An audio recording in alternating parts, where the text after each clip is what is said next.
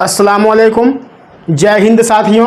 प्रतियोगिता university online teaching platform पे आपका इस्तकबाल है। आज का हमारा टॉपिक है ऑनलाइन काउंसलिंग प्रोसेस। आज के इस वीडियो में हम बात करेंगे कि इस दफ़ा मानू में ऑनलाइन काउंसलिंग होगी या ऑफलाइन। उसके बाद अगर ऑनलाइन काउंसलिंग होती है तो उसका क्या प्रोसीजर है, डॉक्यूमेंट कौन कौन से लगेंगे ऑनलाइन काउंसलिंग में, उसके बाद फ़ीस पेमेंट किस तरीके से होगा, फ़ी पेमेंट करने का जो डेट है वो क्या होगा, उसकी टाइमिंग क्या होगी, डॉक्यूमेंट अपलोड करने की टाइमिंग क्या होगी, उसके बाद अगर डॉक्यूमेंट अपलोड करने में कोई परेशानी आती है तो आप क्या करेंगे। तो आज का जो ये वीडियो है वो बहुत ही इंपॉर्टेंट वीडियो है, इसलिए आप इस वीडियो में आखिर तक जुड़े रहेंगे। यकीनन आप हमारे वीडियोस को काफ़ी पसंद कर रहे हैं, बावजूद इसके आप में से मैक्सिमम लोग ऐसे हैं जिन्होंने अभी तक हमारे चैनल को सब्सक्राइब नहीं किया है। तो बराए मेहरबानी आप इसे सब्सक्राइब ज़रूर कर दें, क्योंकि सब्सक्राइब करने के कोई चार्जेस नहीं होते हैं। सब्सक्राइब करने से आपका कुछ नहीं जाता, लेकिन मेरा हौसला बुलंद होता है, मुझे हौसला अफजाई मिलती है। तो इसलिए आपसे रिक्वेस्ट है कि आप हमारे चैनल को सब्सक्राइब ज़रूर करें। आइए हम बात करते हैं आज के टॉपिक के ऊपर। आज का जो टॉपिक है ऑनलाइन काउंसलिंग प्रोसेस के बारे में। तो जो सबसे पहला सवाल हमारे पास आता है वो ये आता है कि इस साल मानू के जो काउंसलिंग होंगे वो ऑनलाइन होंगे या ऑफलाइन। तो इस सवाल के जवाब में मैं आपको बता दूं कि इस साल भी मानू पिछले साल की तरह ऑनलाइन काउंसलिंग करने जा रही है। अभी तक मानू के फर्स्ट काउंसलिंग के जो भी लिस्ट जारी किए गए हैं उसमें ऑनलाइन काउंसलिंग का ही प्रोसेस दिया हुआ है। तो इससे साफ होता है कि आने वाले जो भी कोर्सेज के फर्स्ट काउंसलिंग के या दूसरे काउंसलिंग के जो लिस्ट आएंगे वो काउंसलिंग भी ऑनलाइन होगा। वैसे ऑनलाइन काउंसलिंग से स्टूडेंट को ज़्यादा फ़ायदा है, हर तरह की सहूलत, हर तरह की आसानी स्टूडेंट को हो जाती है। ऑनलाइन काउंसलिंग होने से आपका ही बेहतरी है, स्टूडेंट का ही बेहतरी है, क्योंकि ऑनलाइन काउंसलिंग के होने की वजह से आप घर बैठे ही सारा काम कर लेते हैं। लेकिन ऑफलाइन में आपको दूर दराज आपको जाना पड़ता है, वहाँ आपको फिजिकली प्रेजेंट रहना पड़ता है। लेकिन ऑनलाइन काउंसलिंग में आपके सारे प्रोसेस आसान हो जाते हैं, इजी हो जाते हैं। तो मानू का ये स्टेप बहुत ही बेहतरीन है आपके हक़ में। उसके बाद जो हमारा दूसरा अहम सवाल है वो ये है कि ऑनलाइन काउंसलिंग जो होगा उसका प्रोसेस क्या है। तो सबसे पहले मैं आपको बता दूं कि जैसे ही आपके कोर्सेज़ के काउंसलिंग की लिस्ट जारी हो जाएगी उसी दिन से डॉक्यूमेंट अपलोड करने का टाइम स्टार्ट हो जाता है। आप जब भी अपने कोर्सेज़ के फर्स्ट काउंसलिंग की या जो भी काउंसलिंग की लिस्ट आएगी, जब उस लिस्ट को आप चेक करेंगे तो उसका जो फर्स्ट पेज है उसको बहुत ही ध्यान से पढ़ेंगे। सारा इन्फॉर्मेशन उसी फर्स्ट पेज में दिया रहता है, तो उसी फर्स्ट पेज के मुताबिक आपको काम करना है। उसमें एक एक इन्फॉर्मेशन बहुत ही डिटेल में दिया हुआ है। तो जैसे ही फर्स्ट काउंसलिंग की आपकी लिस्ट जारी हो जाएगी उसी दिन से 1 हफ्ता या 6 दिन अलग अलग कोर्सेज़ का अलग टाइम टेबल दिया हुआ है, उसी हिसाब से आपको डॉक्यूमेंट अपलोड करना है। जब आप डॉक्यूमेंट अपलोड कर देंगे तो उसके बाद क्या होगा, जब आप डॉक्यूमेंट अपलोड कर देंगे तो उसके बाद एक दिन वो वेरीफाई कर लेगा, और वेरिफिकेशन करने के बाद अगर आप सही पाए जाते हैं, आपका सारा का सारा डॉक्यूमेंट सही पाया जाता है, तो आपको एक मैसेज आएगा कि आपका जो डॉक्यूमेंट वेरिफिकेशन का प्रोसेस है वो कंप्लीट हो गया है और आप मानू में एडमिशन लेने के लिए एलिजिबल हैं। उसके बाद आपको एक लिंक भेज दिया जाएगा, आपको एक मैसेज आएगा, मोबाइल पे भी आएगा और आपको ईमेल पे भी आएगा। तो उस मैसेज पे जाकर के आपको फ़ीस जमा कर देना है। याद रखना है कि फ़ीस जमा करने का जो टाइम है वो 1 या 2 दिन ही आपको देगा, इसीलिए इस पूरे प्रोसेस के दौरान आप बहुत एक्टिव रहेंगे और जो शेड्यूल दिया हुआ है उस शेड्यूल के हिसाब से आप अपने ईमेल और मोबाइल को चेक करते रहेंगे।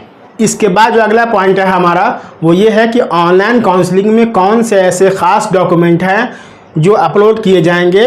तो उन डॉक्यूमेंट के बारे में हम बात करते हैं। तो आइए देखते हैं कि वो कौन कौन सा डॉक्यूमेंट है जो हमको ऑनलाइन काउंसलिंग में अपलोड करना है। तो जैसा कि आप देख रहे हैं कि required documents for online counselling, मानू ने जो रिक्वायर्ड डॉक्यूमेंट की लिस्ट जारी की है वो कुछ इस तरीके से। आइए हम देखते हैं सबसे पहला डॉक्यूमेंट। जो सबसे पहला डॉक्यूमेंट मानू ने डिमांड कर रखा है वो डिमांड कर रखा है प्रूफ ऑफ उर्दू का। प्रूफ ऑफ उर्दू का, इसके बारे में अच्छे से समझना बहुत ज़रूरी है, क्योंकि कमेंट में बहुत सारे स्टूडेंट प्रूफ ऑफ उर्दू का मतलब पूछते हैं। तो यहाँ पर इसको समझना बहुत ज़रूरी है। मानू एक उर्दू यूनिवर्सिटी है, उसके बायलॉज में उर्दू का जानना बहुत ही लाजमी है। इसलिए आप अगर उर्दू नहीं जानते हैं तो मानू में आपका दाखिला नहीं होगा। तो इसलिए किसी भी लेवल पे, चाहे वो 10th हो, 12th हो या ग्रेजुएशन हो, या आपने उर्दू मीडियम में कोई तालीम हासिल की हो, तो उसका होना ज़रूरी है। तो उर्दू प्रूफ का मतलब है कि आपने 10th में, 12th में, ग्रेजुएशन में या किसी भी लेवल पे आपने उर्दू की तालीम हासिल की हो, ये उर्दू का प्रूफ है। आप उसका प्रूफ जो है वहाँ पर अटैच करेंगे। जनरली मार्कशीट होता है उर्दू के प्रूफ में, जहाँ पर आपने उर्दू पढ़ा होगा उस प्रूफ को आप लगा दीजिएगा। उसके बाद जो है दूसरा जो अहम डॉक्यूमेंट है वो है मार्कशीट ऑफ 10th और इक्विवेलेंट एग्जामिनेशन। 10th की जो मार्कशीट है या उसका जो या कोई दूसरे जो इक्विवेलेंट एग्जामिनेशन है उसकी मार्कशीट आपको लगानी है।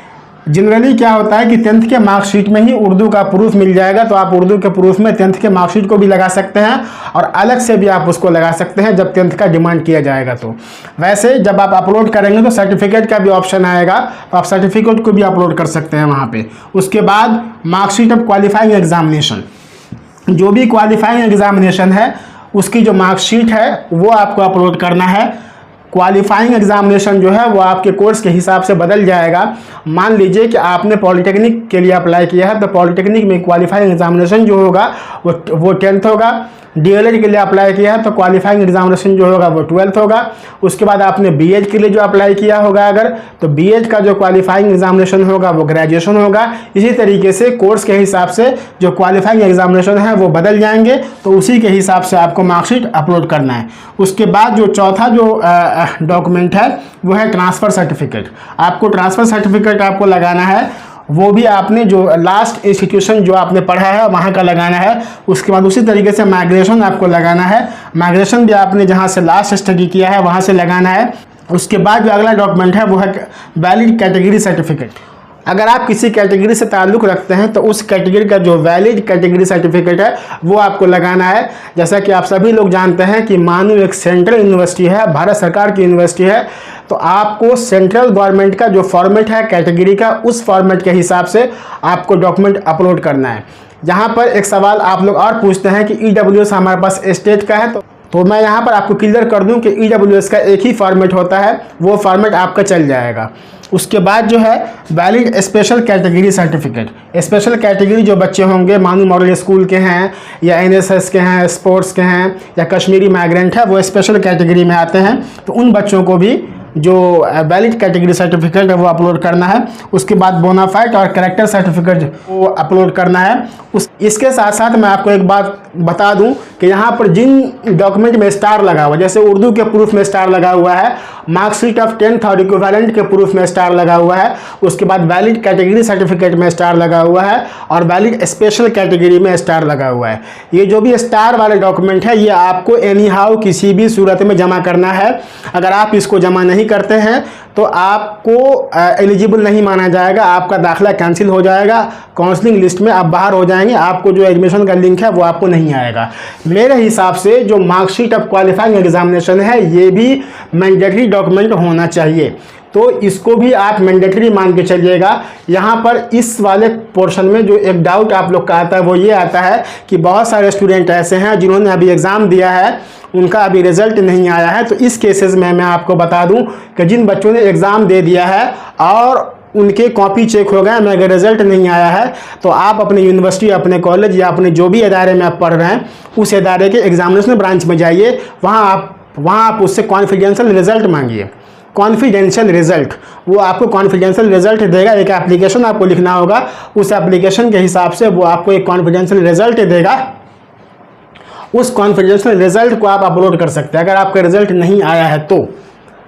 रिक्वायर्ड डॉक्यूमेंट को देखने के बाद अब हम बात करते हैं कि अगर डॉक्यूमेंट अपलोड करने में अगर आपको किसी भी तरह की परेशानी आती है तो मानू ने एक ईमेल आईडी जारी कर दिया है। अगर आपको डॉक्यूमेंट अपलोड करने वक्त में किसी भी तरह की परेशानी आती है तो एक ईमेल आईडी है doaverificationact@manu.edu.in। इस ईमेल आईडी पर आप मेल करेंगे कि मुझे डॉक्यूमेंट करने में कोई परेशानी आ रही है। इसके साथ साथ यहीं पे मैं आपको बता दूं कि जैसे ही आप डॉक्यूमेंट अपलोड कर देते हैं और जब तक डॉक्यूमेंट अपलोड करने का डेट है उसके बाद 1 दिन या 2 दिन उसके वेरिफिकेशन का डेट है, किसी भी वक्त अगर आपके किसी भी डॉक्यूमेंट पे किसी भी तरह का डाउट होगा तो वहाँ से आपको कॉल आएगी, वहाँ से आपको मेल आएगा, वहाँ से आपको मैसेज आएगा, तो आप अवेयर रहेंगे उस दौरान। आपको जब भी कॉल आएगा तो आपको उसका रिस्पॉन्ड करना है। जो भी डॉक्यूमेंट आपसे मांगे जाएंगे उस डॉक्यूमेंट को आपको दोबारा अपलोड करना है। अगर आप उस कॉल को या मैसेज को आप रिस्पॉन्स नहीं करते हैं तो इसमें आपका लॉस हो जाएगा। तो आपको इस दौरान आपको एक्टिव रहना है। उसके बाद ये है कि जब भी आप डॉक्यूमेंट अपलोड करेंगे तो अपना मोबाइल नंबर, अपना ईमेल आईडी अगर आपका चेंज हो गया है तो आप उसे अपडेट कर देंगे, नहीं तो वही रहने देंगे, क्योंकि जो भी क्वेरीज वहाँ से आपको आएगी वो उसी मोबाइल नंबर पे और उसी ईमेल आईडी पे आपको आएगी। उसके बाद जनरली आप लोग के बहुत सवाल आते हैं कि अगर हमारे पास कोई डॉक्यूमेंट नहीं है तो क्या सर उसके लिए टाइम मिलेगा। तो मैं इसके बारे में आपको बता दूं कि अगर कोई भी डॉक्यूमेंट आपके पास नहीं है तो उसके लिए मानून ने आपको टाइम दे रखा है 31 अक्टूबर तक आप उस डॉक्यूमेंट को अपलोड कर सकते हैं, आप उस डॉक्यूमेंट को दे सकते हैं। लेकिन उसमें एक शर्त है, वो शर्त ये है कि वो मैंडेटरी डॉक्यूमेंट पे कोई माफ़ी नहीं है। मैंडेटरी डॉक्यूमेंट किसी भी हाल में आपको अपलोड करना ही करना है। जो डॉक्यूमेंट मैंडेटरी नहीं है, गैर मैंडेटरी डॉक्यूमेंट है, उसी के लिए आपको टाइम मिलेगा। मैंडेटरी डॉक्यूमेंट के लिए आपको कोई टाइम नहीं मिलेगा। उसके बाद हम बात करते हैं डॉक्यूमेंट अपलोड और उसके टाइम की।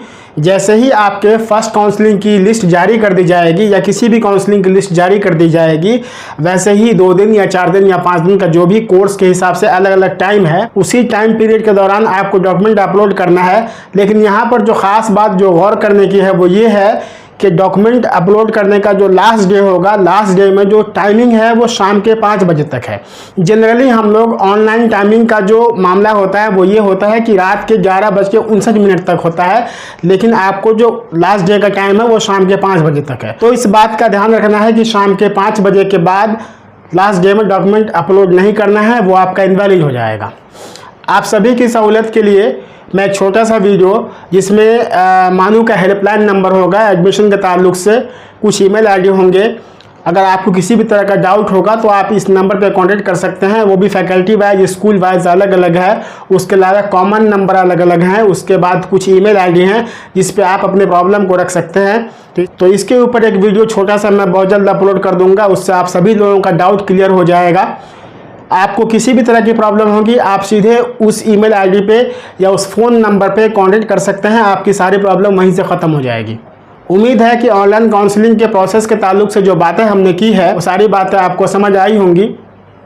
एक बार फिर आपसे रिक्वेस्ट है कि अगर अभी तक आपने हमारे चैनल को सब्सक्राइब नहीं किया है तो बराए मेहरबानी इसे आप सब्सक्राइब कर दीजिए। सब्सक्राइब करने के कोई चार्जेस नहीं होते हैं, बल्कि इससे हमारा हौसला अफजाई होता है।